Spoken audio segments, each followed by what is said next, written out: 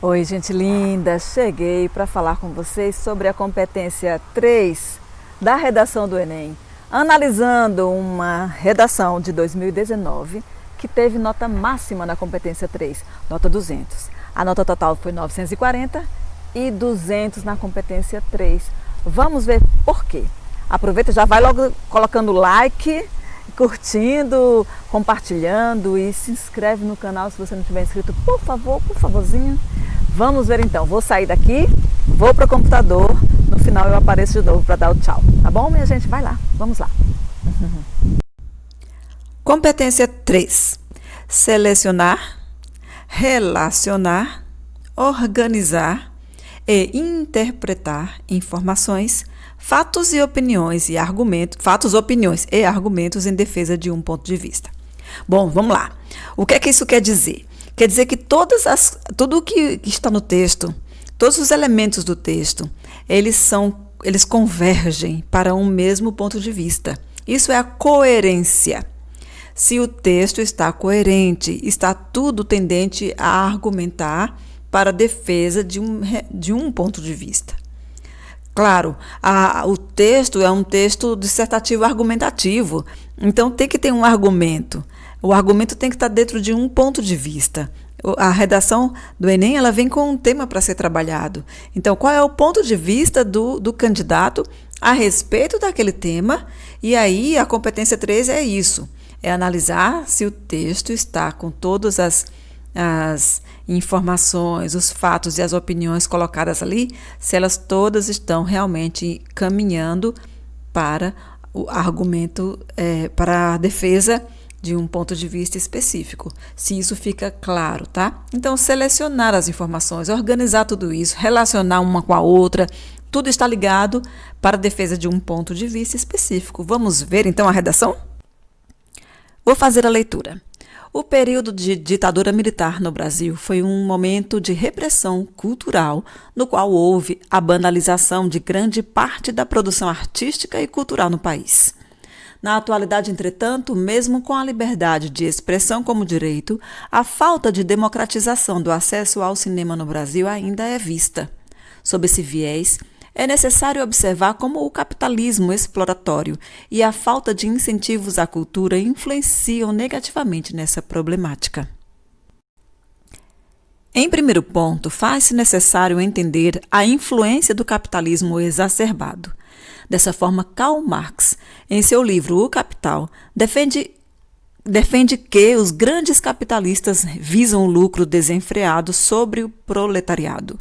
Analogamente, o alto preço dos ingressos para entretenimento reflete em como os empresários do cinema visam os lucros extraordinários. Por consequência, os indivíduos deixam de frequentar os filmes e são prejudicados socioculturalmente, visto que o cinema é uma forte atividade de lazer e de crítica a problemas sociais. Em segundo ponto, é visto que a falta de incentivos influencia negativamente a situação. Dessa forma, John Locke defende que, ao sair do seu estado natural, o homem firma contrato com o Estado, e este deve assegurar todas as suas individualidades. Em contraponto, famílias de baixa renda não desfrutam do direito ao lazer, que é assegurado a elas. Diante disso, há o crescimento do abismo social presente no território brasileiro, e esses núcleos familiares menos favorecidos permanecem estagnados na margem da sociedade. Torna-se evidente, portanto, que a democratização do cinema no Brasil precisa ser revisada. Cabe ao Ministério da Cultura criar um Dia do Cinema, definindo uma data por mês com entrada franca em cinemas brasileiros. Dessa forma, será dado lazer e criticidade para os cidadãos. Ademais, é necessário que o governo federal crie uma lei em conjunto com o legislativo que assegure meia entrada para indivíduos provenientes de família com renda per capita de até um salário mínimo. Desse modo, o abismo social será diminuído e os menos favorecidos terão os seus direitos assegurados. Somente dessa forma o cinema será democratizado. E o direito à cultura, que foi tomado na ditadura, será usufruído por todos. Agora vamos entender por que ela tem a nota 200, por que a redação tem nota máxima na competência 3. Primeiramente, vamos ver a introdução do texto. O primeiro parágrafo numa redação, no texto dissertativo argumentativo, deve ser de introdução, ou seja, dizer a que veio. Qual é o ponto de vista que vai ser defendido no decorrer do texto? No segundo, terceiro e quarto parágrafos, tá? Então, a introdução aí, ela é feita muito bem, tá tudo certo. Fala qual é o ponto de vista central, porque todo texto dissertativo argumentativo deve defender um ponto de vista, deve ter um tema central. E ele é colocado aí na introdução.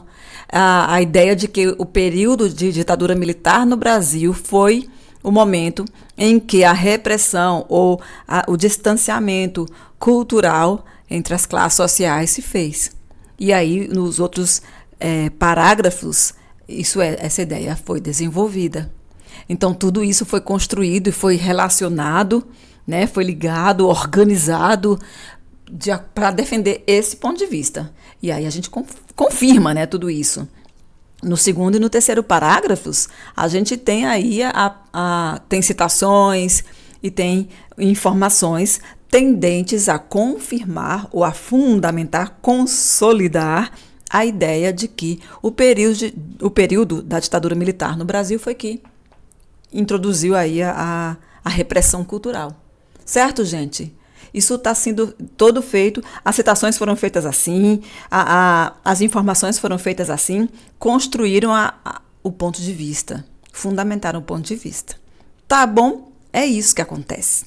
O último parágrafo é que a gente analisa especialmente na competência 5, tanto ele fecha o pensamento, como também coloca algumas possibilidades, traz umas sugestões para que haja uma solução ao problema. Não adianta fazer toda uma defesa de um ponto de vista, argumentar, dissertar sobre um assunto, sem dizer como é que você pensa que isso pode ser solucionado. Eu acho que isso serve para a nossa vida toda, né, minha gente? Fazer uma crítica, levantar um ponto de vista e dizer, olha, eu solucionaria isso assim e assim. É isso, você pode voltar o vídeo para ouvir de novo a leitura que eu faço, e assim, ao acompanhar a leitura da redação, você vai percebendo como as ideias estão todas construídas para a defesa de um único ponto de vista, de forma muito bem feita, muito boa, muito interessante. Claro, a competência 3, minha gente linda, é muito relacionada com a competência 4, que é o assunto do próximo vídeo que eu vou editar já e lanço amanhã para você. Tá bom, minha gente, então é isso aí. Eu espero que tenha ficado claro e tem mais vídeos sobre as competências. Assiste a playlist completa, vou colocar aqui no final, colocar na tela final em algum lugar aí a playlist completa sobre as competências, as 5 competências da redação do Enem. Assiste a todos os vídeos, por favor.